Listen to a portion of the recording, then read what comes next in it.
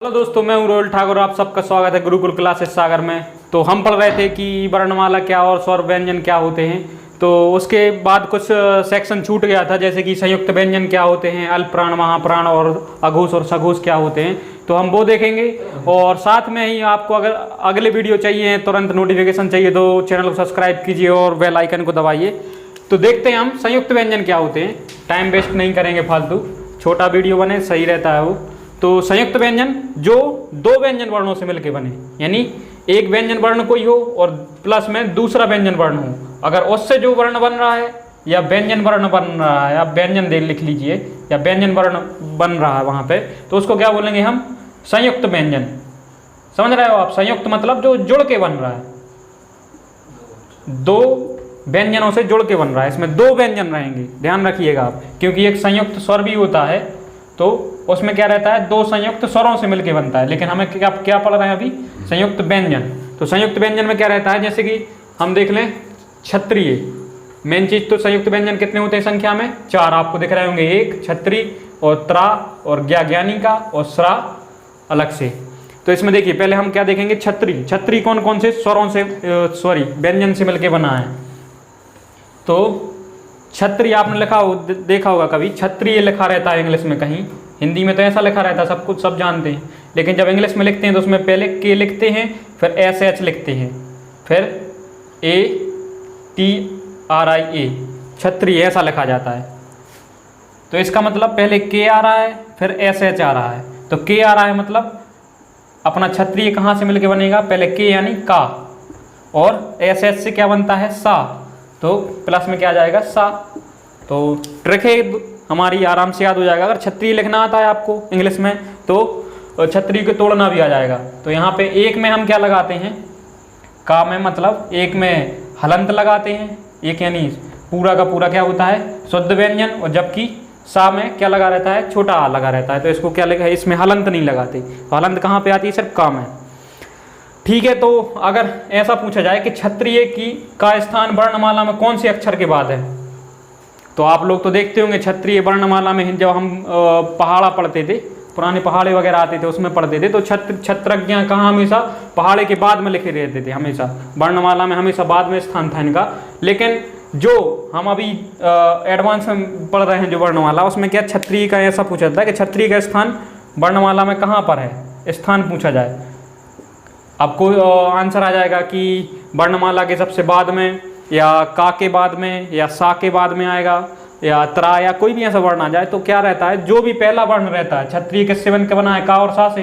पहला वर्ण क्या है? का। तो हमेशा इसका जो स्थान रहेगा वर्णमाला में वो का के बाद रहता है। लेकिन हमने देखा होगा हम कैसा पढ़ते हैं, का, खा, गा, घा, अड़ा। तो क्षत्रिय कहाँ आएगा स्थान इसका? यहाँ पे स्थान रहेगा क्षत्रिय का। ठीक है। अब हम देखेंगे त्रा कौन कौन से वर्णों से मिलकर बना है।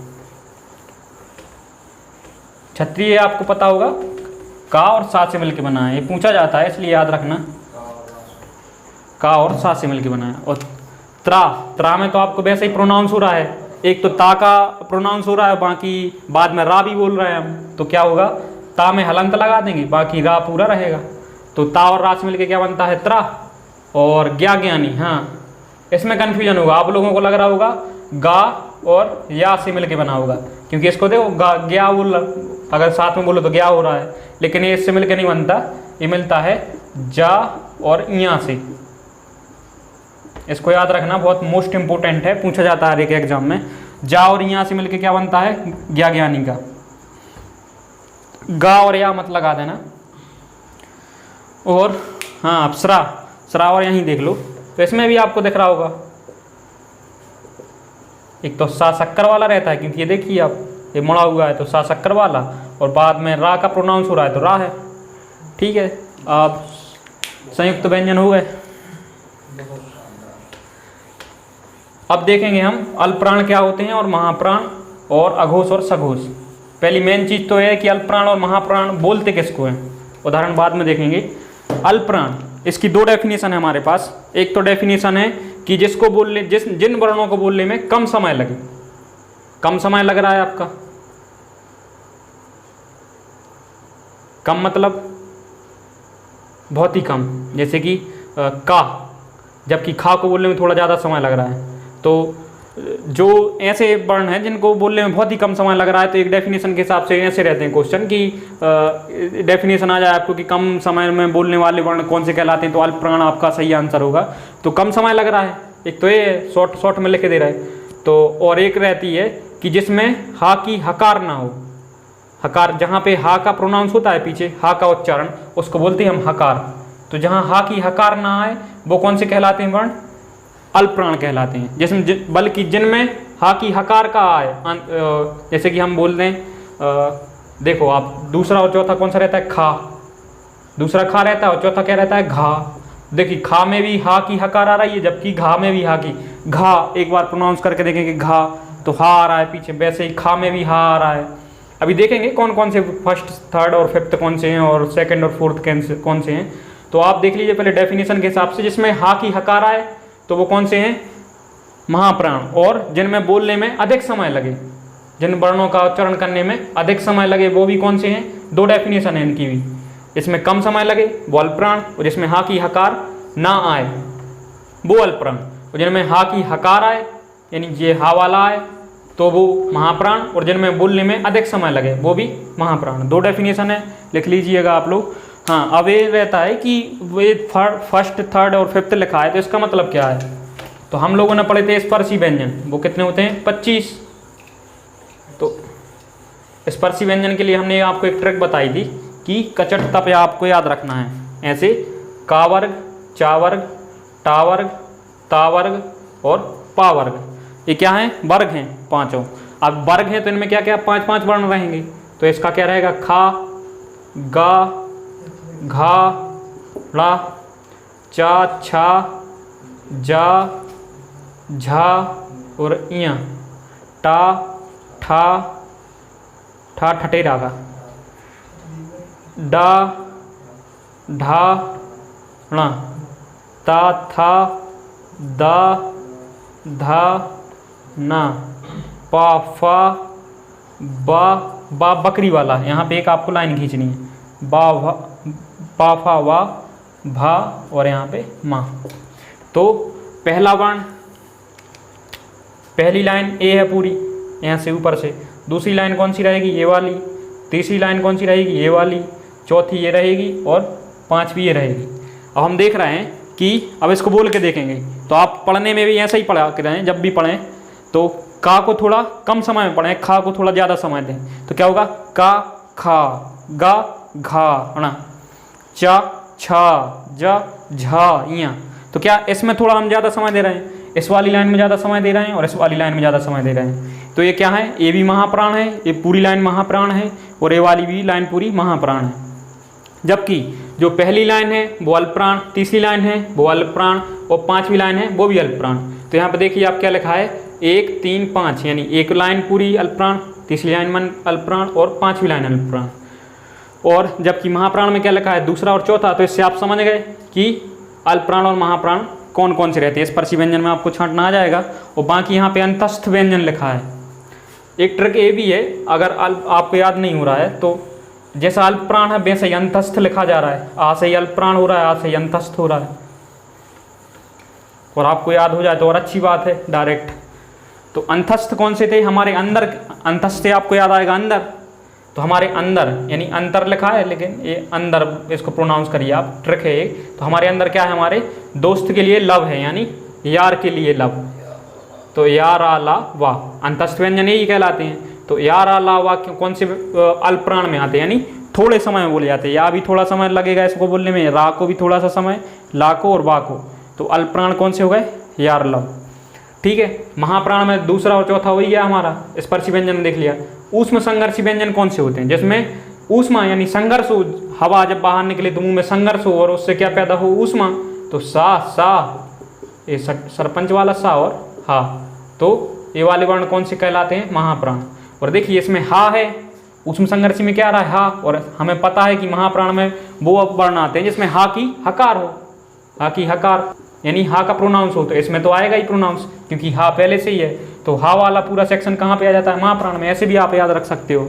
वैसे सा, इसमें भी हा आ रहा है, पीछे इसमें भी हा आ रहा है, ऐसा। तो महाप्राण आपको याद हो सकते हैं आराम से। और अब है हमारा अघोष और सघोष। तो अघोष किसे बोलते हैं और सघोष किसे बोलते हैं, पहले ये देख लीजिए, क्योंकि डेफिनेशन एमपीपीएससी में सिर्फ डेफिनेशन पूछी जाती है, बाकी किसी भी एग्जाम में डेफिनेशन वगैरह नहीं आती, तो आप एमपीपीएससी के हिसाब से भी तैयारी करते जाएं। तो जिन वर्णों के उच्चारण में हवा स्वर तंत्री में कंपन ना करे, यानी स्वर तंत्री रहती जो हमारे गले में, उसमें कंपन ना करे, यानी कंपन नहीं हो जिसमें, यानी इसमें कंपन नहीं होता। और जबकि स्वर तंत्री में हवा कंपन करे और जिन वर्णों का उच्चारण हो वो कौन से वर्ण कहलाते हैं, सघोष वर्ण। तो स्वर तंत्री में यहाँ पे क्या होगा, कंपन होगा, ठीक है। तो यहाँ पे कंपन होगा स्वर तंत्री में, जबकि यहाँ पे कंपन नहीं होगा। तो जहाँ पे कंपन नहीं होता वो अघोष, जहाँ पे कंपन होगा वो सघोष। अब मैंने बताया था आपको, फिर से स्पर्शी व्यंजन देख लीजिए आप। तो जो पहला और दूसरा यानी का और खा, और इसके नीचे जो 5 और रहेंगे, का चट तप चा छा और ऐसे पूरे नीचे तक, तो जो पहले और दूसरे रहते हैं वो हमेशा अघोष कहलाते हैं। जबकि तीसरा वर्ण, चौथा वर्ण और 5वां वर्ण, यानी इसके बाद क्या आएगा, का खा गा घा णा। आपको पूरा लिखना हो तो पूरे लिख लेना, अलग से मैं फिर से नहीं लिख रहा हूँ। तो जो तीसरा, चौथा और 5वां, यानी पूरी लाइन रहेगी तीसरा, चौथा, 5वें की, समझ रहे हो आप। तीसरे, चौथे, 5वें की जो लाइन रहेगी पूरी, वो किस में आएगी, सघोष में। जबकि जो पहला, दूसरा में जो लाइन रहेगी वो कौन सी रहेगी, अघोष। तो आप जिस सीधी ट्रैक है उसकी। और अघोष में एक हमारे जो ऊष्म संघर्षी व्यंजन रहते हैं उसके 3 वर्ण, यानी सा सा सा अघोष में आते हैं। बाकी के जितने भी एक बचा है ऊष्म संघर्षी का, हा अकेला, तो हा किस में आएगा, सघोष में आएगा। और जबकि अंतस्थ व्यंजन कौन से रहते हैं, या, रा, ला और बा, ये भी किस में आते हैं, सघोष में आते हैं। और जो सभी स्वर, यानी स्वर कितने हमारे 11, तो 11 के 11 स्वर कहाँ पे आते हैं, सघोष में। ये बहुत इम्पोर्टेंट है कि स्वर किस में आते हैं, सघोष हैं कि अघोष। तो सीधे चीज़ है कि स्वरों को बोलने में हमारी स्वर तंत्री में कंपन होता है, और स्वर तंत्री में कंपन हो रहा है तो वही तो स्वर है, समझ रहे हो आप। स्वर तंत्री में कंपन होगा तो स्वर, तो स्वर तंत्री में कंपन हो रहा है यानी सघोष, तो पूरे स्वर क्या होंगे, सघोष, ठीक है, सिंपल है। और कुछ क्वेश्चन भी देख लेते हैं आपको जो पढ़ाई गई है अभी तक। जैसे कि पहला ही क्वेश्चन है, इसमें कौटिल्य की बुक है एक, कपिल श्रीवास्तव सर की, अगर बुक देखना है आपको देख लीजिए, बहुत ही शानदार बुक है, एक बार ले लीजिएगा आप लोग। इसके क्वेश्चन देखते हैं, जो एग्जाम में पूछे गए हैं वही क्वेश्चन सर ने दिए हैं इसमें। तो भाषा की लघुत्तम इकाई पूछा है, पहला क्वेश्चन है, भाषा की लघुत्तम इकाई कौन सी है। भाषा की लघुत्तम यानी जो हम बोल रहे हैं क्या, बोलते हैं तो ध्वनि निकलती है, तो भाषा की मौखिक इकाई ध्वनि है। मौखिक यानी जो मुंह से बोल रहे हैं, तो सबसे छोटी क्या रहेगी, ध्वनि, यानी सबसे छोटी ध्वनि रहेगी, ध्वनि से कुछ छोटा रहेगा ही नहीं। तो भाषा की सबसे छोटी मौखिक इकाई ध्वनि। जबकि लिखित इकाई क्या रहेगी, अगर हम ध्वनि को लिखेंगे तो सबसे छोटा तो होता है वर्ण, वर्ण से छोटा तो कुछ होता नहीं है। वर्ण से बड़ा क्या होता है, शब्द होता है एक, जैसे वर्ण है का, और शब्द क्या हो जाएगा, काल, ठीक है। और शब्द से बड़ा क्या रहेगा, वाक्य रहेगा, ठीक है। तो काल तो शब्द हो गया, का क्या हो गया, वर्ण हो गया। काल कैसा, यहाँ पे लिख दें हम कालों के काल, महाकाल, तो वो एक प्रकार का वाक्य हो जाएगा। जबकि काल क्या है, एक शब्द है, और वर्ण क्या है, का से छोटा नहीं हो सकता। एक का में हलंत लगा दो आप, का वर्ण हो गया, शुद्ध वर्ण है। तो लिखित इकाई क्या होती है, एक वर्ण। तो इसमें क्या दिया गया है, इसमें कुछ भी नहीं लिखा, यानी क्वेश्चन लिखा है भाषा की लघुत्तम इकाई। तो ऑप्शन क्या है, शब्द होता है, स्वर होता है, व्यंजन होता है या वर्ण होता है। इसमें कहीं भी ध्वनि नहीं लिखा। अगर ध्वनि होता और वर्ण भी होता तो हम कन्फ्यूज हो जाते कि कौन सा लगाएं, तो फिर हम क्या लगाते, ध्वनि। और जबकि इसमें ध्वनि नहीं दिया गया है, सिर्फ वर्ण दिया गया है, तो हम क्या लगाएंगे, वर्ण सबसे छोटी इकाई होती है। हिंदी वर्णमाला में अयोगवाह वर्ण कौन से हैं। अयोगवाह आपको पता होगा, जो स्वर में भी नहीं आते ना ही व्यंजन में आते हैं, वो वर्ण कौन से कहलाते हैं, अयोगवाह। अम और अहा, ठीक है। इसका चौथा आंसर हो जाएगा सही। एक है, हिंदी भाषा में वर्ण या अक्षर कितने प्रकार के होते हैं। 2 प्रकार के, बाद में देख लेंगे हम, बाद में पढ़ाया नहीं गया आप लोगों को। हाँ, ए आई वर्ण क्या कहलाते हैं। ए और आई वर्ण क्या कहलाते हैं, यानी इनका पूछा गया क्या कहलाते हैं। अब आंसर है आपका, यानी 4 ऑब्जेक्ट हैं, नासिक, मूर्धन्य, ओष्ठ, कंठ, तालव्य। तो हमने जो पढ़ा था ए आई का है कंठ तालु, यानी हमने जो दोहा पढ़ा था उसमें क्या कहा था, ए आई कहें कंठ तालव्य, बोला था यही। तो इसमें क्या आंसर क्या हो जाएगा, कंठ तालव्य, यानी चौथा आंसर सही है इसका।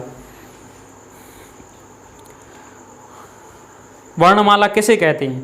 अब इसमें लिखा है शब्द समूह को, शब्द गणना को, वर्णों के संकलन को, वर्णों के क्रमबद्ध समूह को। क्रमबद्ध, हम ऐसा तो रहता नहीं है कि कहीं आ लिख दें, ऐसा नहीं रहता कि पहले हम ए आई लिख दें, वर्णमाला जब लिखें उसके बाद आ और बड़ा आ लिखें, ऐसा नहीं रहता। हम क्या लिखते हैं, क्रम से लिखते हैं, पूरे वर्ण क्या लिखते हैं, क्रम से। तो जो क्रमबद्ध है, क्रमबद्ध समूह, तो उसको हम वर्णमाला कहते हैं। और वर्ण किसे कहते हैं, एक और आ गया, वर्ण किसे कहते हैं, यानी इनने पूछा है वर्ण की डेफिनेशन। अब डेफिनेशन देखिए, शब्द को कहते हैं वर्ण, ध्वनि को कहते हैं, शब्द समूह को कहते हैं, अखंडित ध्वनि को कहते हैं, यानी जो टूट ना सके। अब आ है, आ एक वर्ण है, अब इसको कैसे तोड़ोगे आप, नहीं तोड़ सकते। तो ये क्या है, अखंडित ध्वनि है। अखंडित यानी वर्ण क्या रहता है, इसको तोड़ा नहीं जा सकता। जैसे कि हम वाक्य को तोड़ सकते हैं, शब्द को तोड़ सकते हैं। शब्द को कैसे तोड़ सकते हैं, जैसे हमने बताया था सुधीर लिखा है, सुधीर एक प्रकार का शब्द है, इसको हम तोड़ सकते हैं। सा में हलंत लगा देंगे, ऊ लगा देंगे, धा लगाएंगे, धा में हलंत, बड़ी ई लगाएंगे, फिर रा लगाएंगे, रा में हलंत, फिर आ लगा देंगे, यानी हमने क्या, शब्द को तोड़ दिया। लेकिन अब ये वर्ण लिखा है, इस वर्ण को तोड़िए आप, नहीं तोड़ सकते। तो ये क्या हो जाएगा, अखंडित ध्वनि को वर्ण कहते हैं। अब बहुत से क्वेश्चन है, तो आप देख लीजिए, थोड़े ऐसे ही आएंगे, जैसे कि सगोश, अघोष, महाप्राण, अल्पप्राण किस टाइप के आते हैं हम बता रहे हैं आपको। हाँ, हिंदी में स्वर कितने हैं, ट्रिक बताई थी 11। व्यंजन कितने हैं, भी क्वेश्चन है, इसकी भी ट्रिक बताई थी 33। हाँ, एक क्वेश्चन है, सा, सात, सा, हा कौन से व्यंजन कहलाते हैं। ऊष्म संघर्षी, आपको पता है ऊष्मा पैदा होती है, ठीक है, संघर्ष होने के बाद। हाँ, ये पूछा गया निम्न में से कौन सा घोष। हाँ, एक ट्रिक बताएं आपको, अगर कहीं घोष लिखा हुआ आ रहा है तो हम उसको क्या माने, इनने क्या पूछा है, अघोष पूछा है कि सघोष पूछा है। अगर घोष लिखा आ रहा है तो घोष का मतलब होता है सघोष, ठीक है। अगर घोष लिखा आया या सघोष लिखा आया तो इसका मतलब यही रहता है, जबकि सीधा अघोष लिखा आया है तो इसका मतलब यही रहता है, ठीक है। तो घोष पूछ रहे हैं, तो क्या पूछ रहे हैं, सघोष पूछ रहे हैं, ठीक है।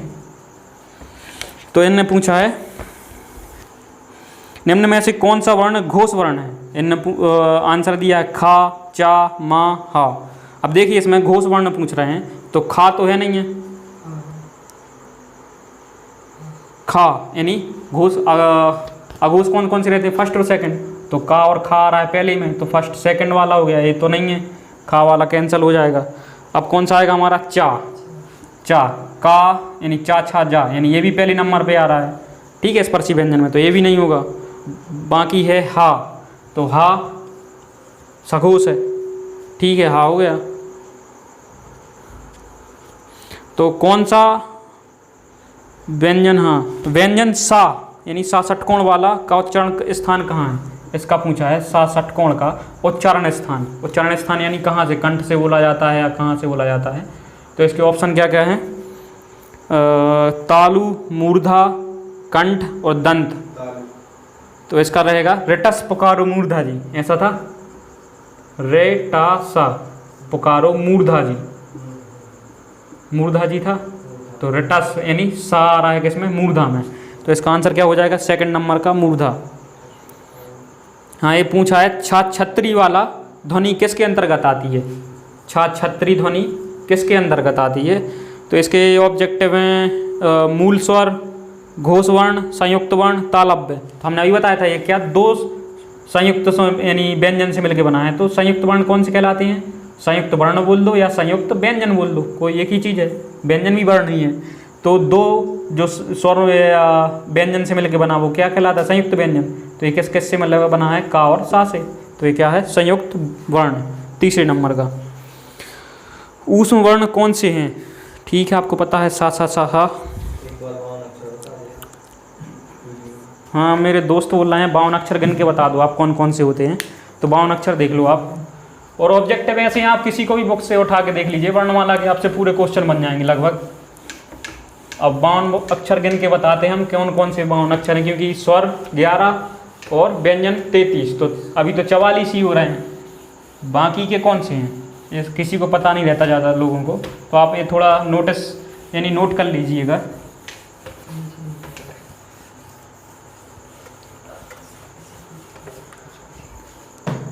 तो स्वर कितने होते हैं, 11, ठीक है। व्यंजन कितने होते हैं, 33 होते हैं व्यंजन। ठीक है, व्यंजन 33 कौन कौन से होते हैं? तो 25 तो होते हैं हमारे स्पर्शी व्यंजन, 5 वर्ग रहते हैं इसके। कौन कौन से वर्ग रहते हैं? का, चा, टा, ता और पा, कचट तप। तो बाकी के कौन से रहते हैं? एक तो होता है अंतस्थ, एक होता है अपना ऊष्म संघर्षी। अंतस्थ में क्या हो जाएंगे? या, रा, ला और वाह।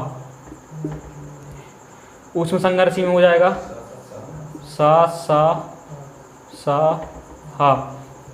तो टोटल कितने हो गए? 44। अब बाकी कितने बचे? क्योंकि वर्णमाला में हमारे 52 होते हैं पूरे वर्ण, तो बाकी कितने बचे? 8। तो 8 में कौन कौन से होते हैं? 44 तो ये हो गए, ठीक है, हम बाद में लिख लेंगे अलग से।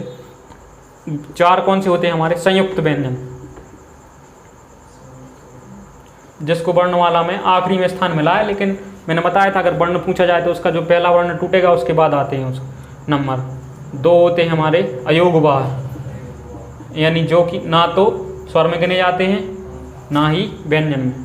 संयुक्त व्यंजन कौन से हो जाएंगे? तो अपने छा, त्रा, ज्ञा और इसरा। और जबकि अयोगवाह कौन से हैं? अम और आहा। बाकी 2 रहते हैं हमारे द्विगुणक, या द्विगुण बोल लो आपको, द्विगुण व्यंजन। ये व्यंजन वर्ण जो पहले संस्कृत की वर्णमाला में नहीं थे, ये कौन कौन से हैं? एक तो ढाक के नीचे होता है, एक टा के नीचे होता है। अब वो आपको ऐसे ही पूछे जाएंगे कि ये वाला हमारे हिसाब से सगो वो अल्पप्राण है कि महाप्राण है? अब बताओ आप कैसे बताओगे अल्पप्राण महाप्राण? द्विगुण में अगर पूछा जाए, एक डा ढक्कन के नीचे लगा रहा है, डा डमरू के नीचे लगा रहा है एक बिंदी, तो इनको द्विगुण व्यंजन बोलते हैं। अगर इनसे पूछा जाए कि अल्पप्राण है कि महाप्राण है, तो एक ट्रिक से आप बता सकते हो।